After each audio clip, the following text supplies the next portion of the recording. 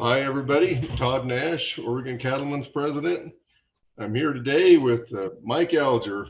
Mike is the District 7 vice president, a board member of the Oregon Cattlemen's Association.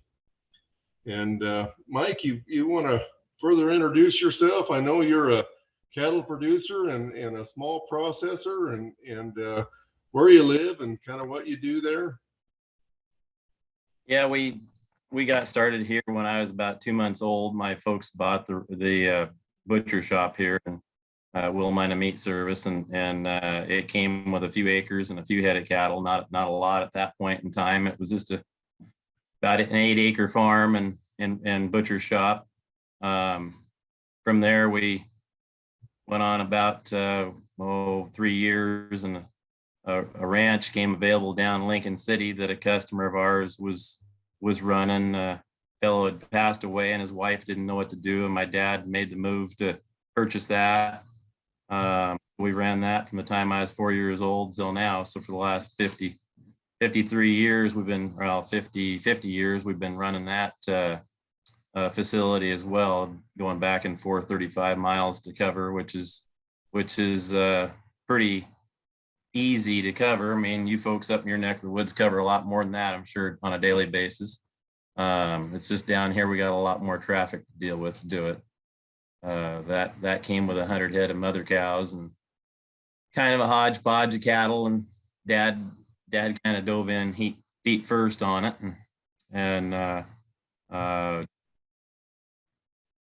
got it to where he wanted it to be as far as the type of cattle and whatnot. He just kept moving things around until it was the size he wanted and managed. And when I got off into high school, then we were still running about 110 head of mother cows and selling calves off. Run a few of the calves through the slaughter facility, but most of them we'd in the spring we'd offload and get the cash management under control to try to keep things flowing for hay and whatnot.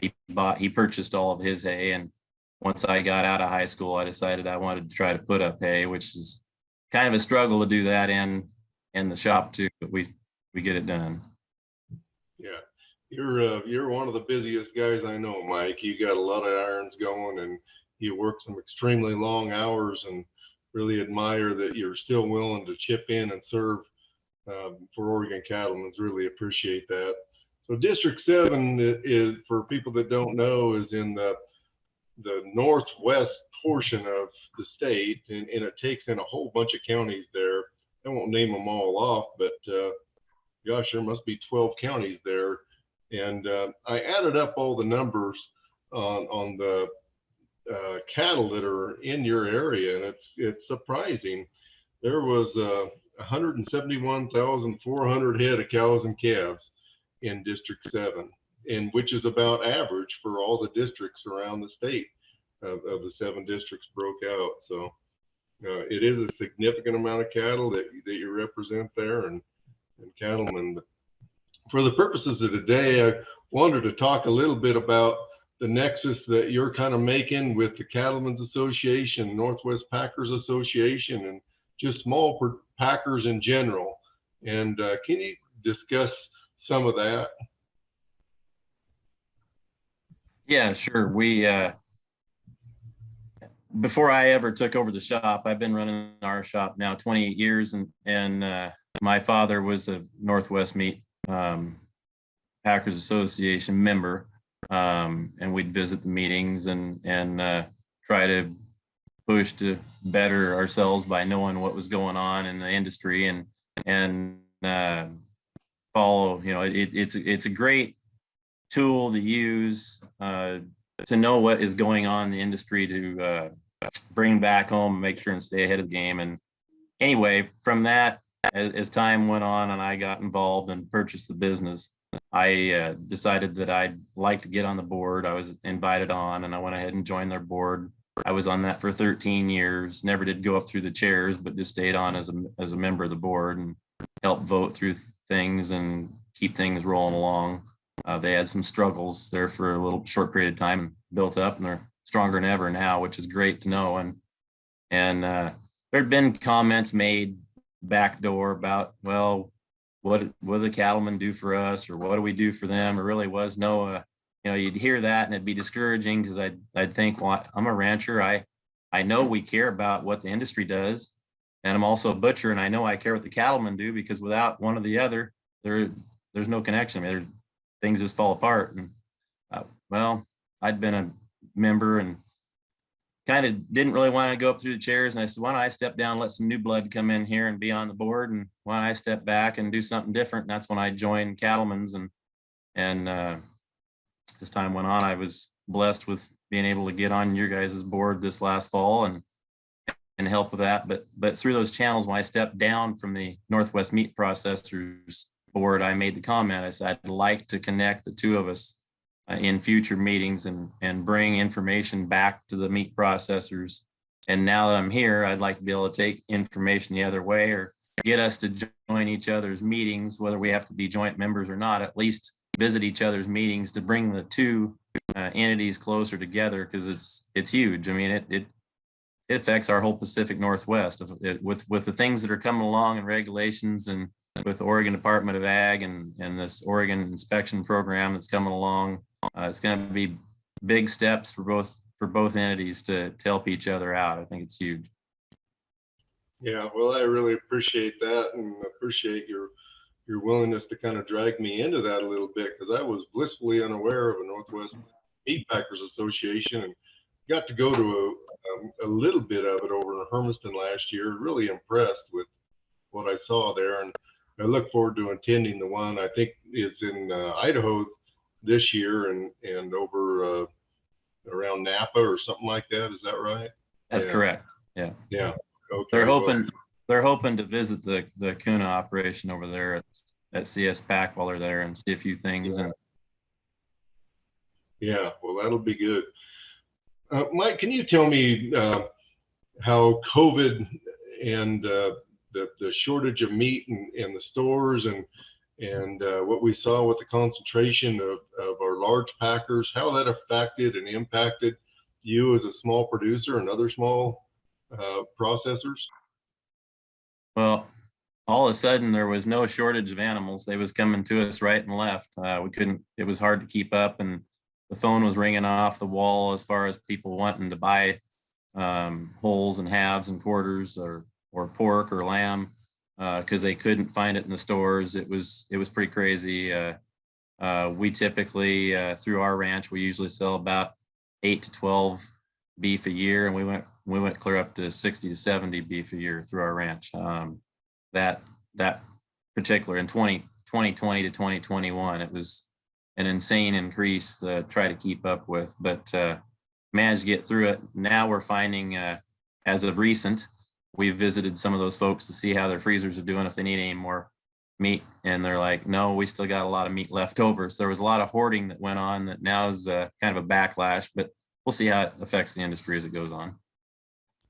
Yeah, we saw a little bit of that too. We sold some, and the first year, just that cultural shift of knowing how to go through a half a beef was a little bit of a challenge for some people. But I think too that there has been a shift in the mentality of having that resource there in your back freezer and having that security, and people kind of like that, don't they?